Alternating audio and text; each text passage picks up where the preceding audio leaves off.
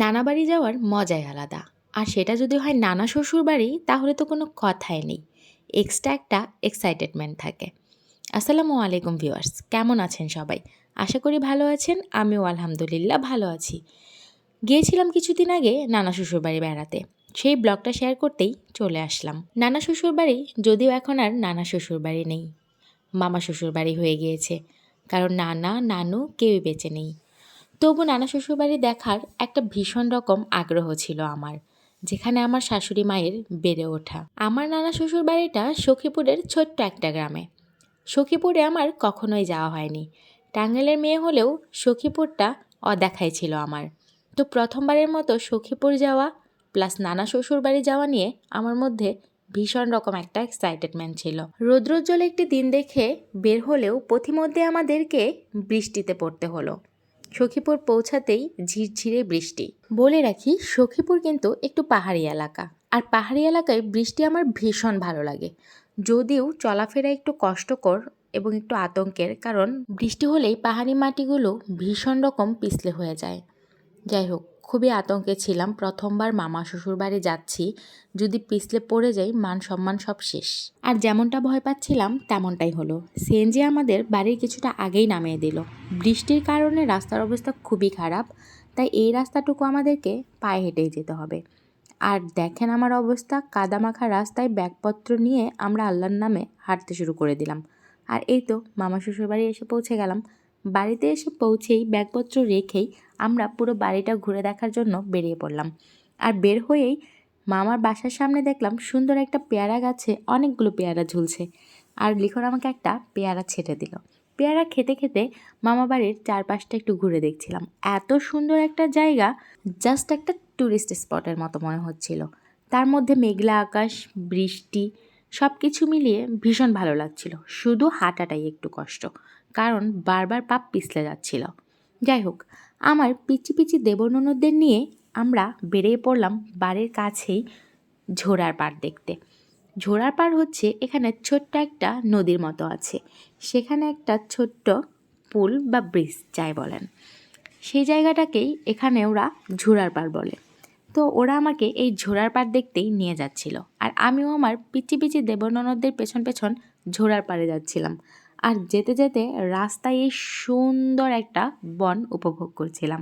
পাহাড়ি এলাকাগুলো সবুজে সবুজে ঘেরা হয়। যারা সবুজ দেখতে পছন্দ করে তাদের জন্য পাহাড়ি এলাকা সত্যিই অসাধারণ। যাই হোক, কথা বলতে বলতে এই তো ঝোড়ার পাড় পৌঁছে গিয়েছি। আর ঝোড়ার পাড়ে এসে আমার বেশ ভালো লাগছিল। মুক্ত একটা পরিবেশ এখানে। আর আমার দেবররা নাকি এখানে এসে আড্ডা দেয়। পরে লিখনের কাছেও জানতে পারলাম নানু বাড়ি আসলে সেও নাকি এখানে এসে মামাতো ভাই আর বন্ধুদের নিয়ে আড্ডা দিত।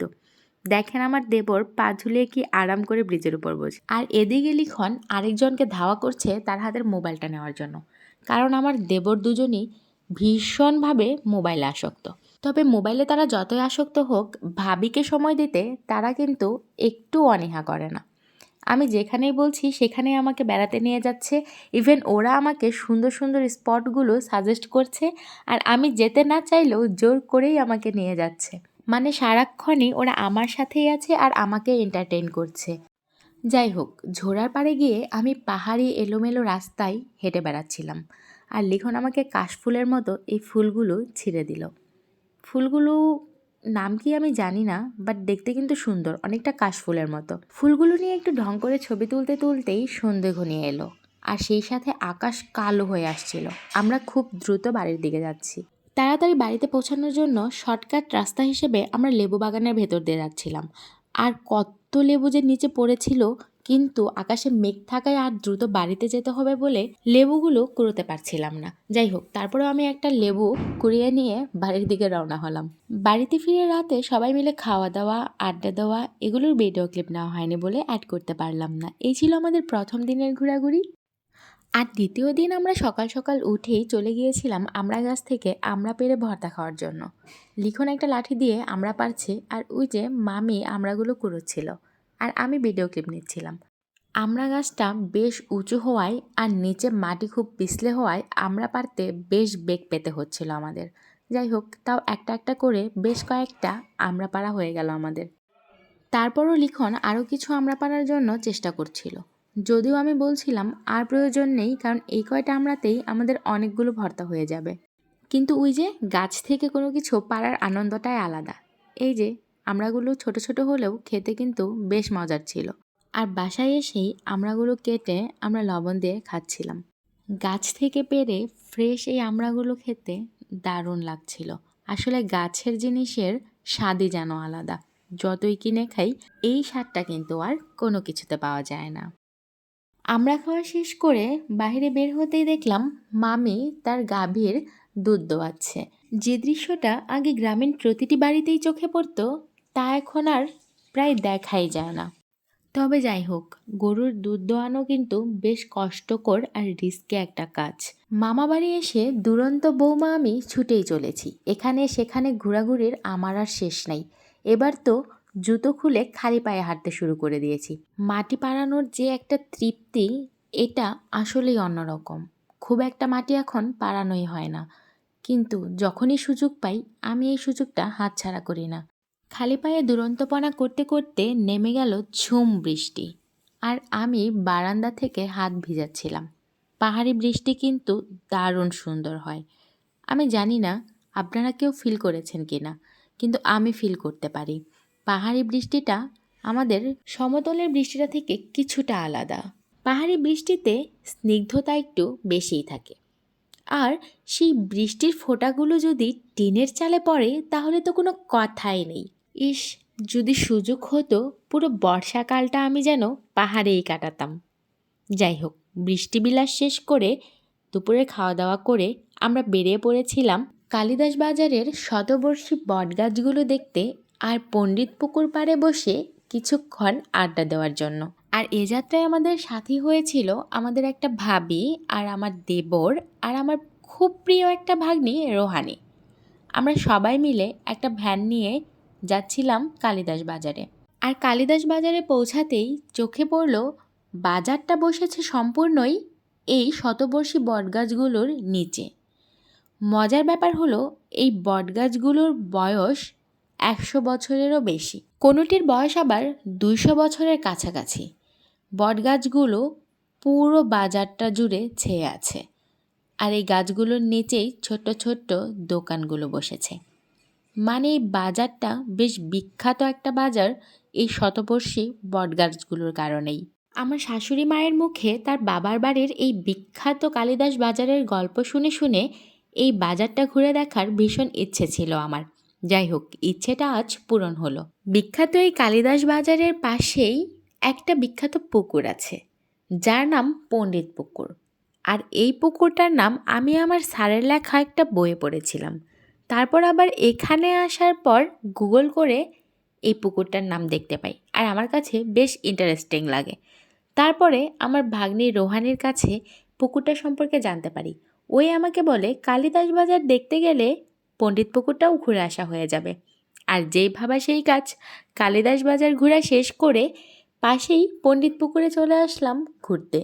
যদিও পুকুরটা এখন খুব জীর্ণশীর্ণ হয়ে গেছে, হয়তো তদারকি আর যত্নের অভাবে, কিন্তু পরিবেশটা বেশ ভালো, মুক্ত একটি পরিবেশ।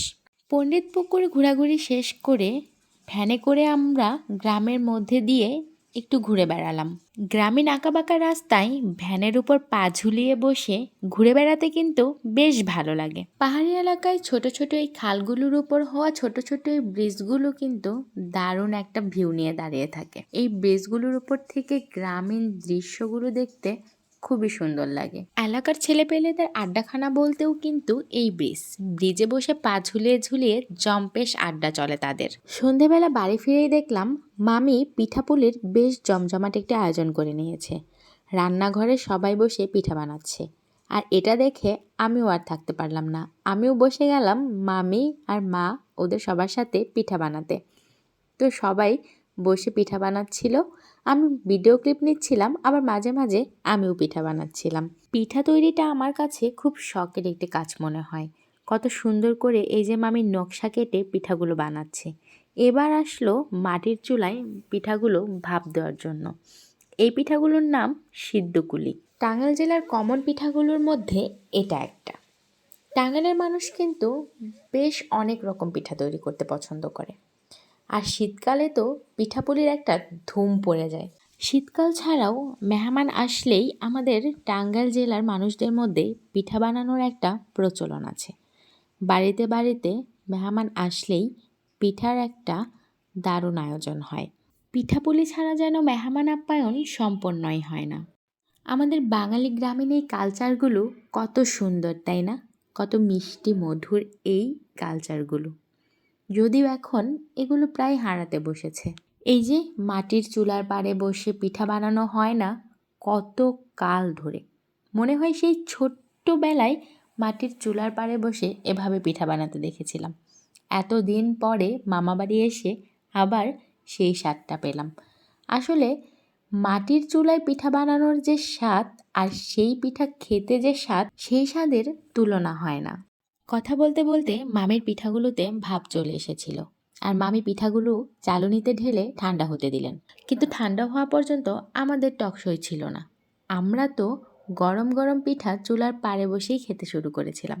পিঠা চিরা খাওয়া শেষ করে আবার রাতের খাবার খেতে বসে গেলাম। এই তো দ্বিতীয় দিনও এভাবেই শেষ। তৃতীয় দিন আমরা সকালে উঠেই চলে গিয়েছিলাম আমার খালা শাশুড়ির বাড়িতে। নানু বাসার পাশেই খালা শাশুড়ির বাড়ি।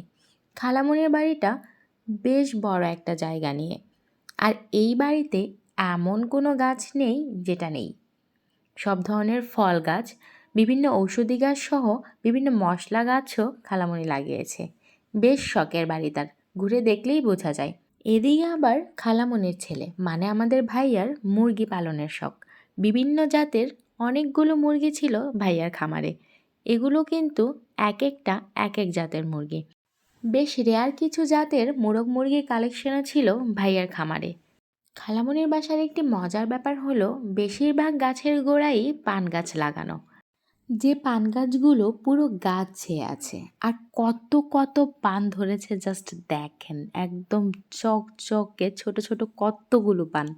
আমি একটা পান পাতা ছিঁড়ে দেখলাম, খাওয়ার ইচ্ছে ছিল, কিন্তু গাছ পান নাকি একটু ঝাঁঝালো হয়, তাই আর খেয়ে দেখার সাহস হয়নি। তো আর কি করার, পান না খাওয়ার শোক ভুলতে জাম্বুরা ভর্তা খাচ্ছি। খালামণির গাছের ফ্রেশ জাম্বুরা। লবণ মরিচ দিয়ে জাম্বুরা মাখা খেতে কিন্তু দারুণ লাগে। যারা টক পছন্দ করে তারা কিন্তু আমার মতো জাম্বুরা লাভার। জাম্বুরা খেয়ে একটু বাইরে আসতেই দেখলাম একটা কাঠবিড়ালি খেলা করছে গাছের ডালের উপরে। তো এই দৃশ্যটা ভাবলাম একটু ক্যামেরায় আনি। কিন্তু কাঠবিড়ালিটা কি আপনারা দেখতে পাচ্ছেন? একদম ছোট, ক্যামেরায় মনে হচ্ছে, কিন্তু বাস্তবে কিন্তু বেশ বড়ই ছিল। আর এটা বেশ অনেকক্ষণ যাবৎ এখানে খেলা করছিল। পরে আমাদের শব্দ পেয়ে তাড়াতাড়ি সে গাছে উঠে যায়। এখানে গাছে গাছে অনেক কাঠবিড়ালি। এই কাঠবিড়ালির দেখা পাওয়ার পরে আরও বেশ কয়েকটি কাঠবিড়ালির সঙ্গে আমার দেখা হয়েছিল, যেগুলো এক গাছ থেকে আরেক গাছে লাফিয়ে দাফিয়ে বেড়াচ্ছে। কাঠবিড়ালি প্রাণীটা কিন্তু বেশ কিউট, কি বলেন? কাঠবিড়ালির রংঢং দেখা শেষ করে আমরা এসে বাসায় খাওয়া দাওয়া করে নিলাম। খাওয়া দাওয়া শেষে আমাদের বাড়ি ফেরার পালা। লিখন গিয়েছে গাড়ি ভাড়া করতে, আর এই ফাঁকে আমি আমার যাত্রাপথের সঙ্গী হিসেবে খালামণির গাছের এই টসটসে পেয়ারাটা পেরে নিলাম।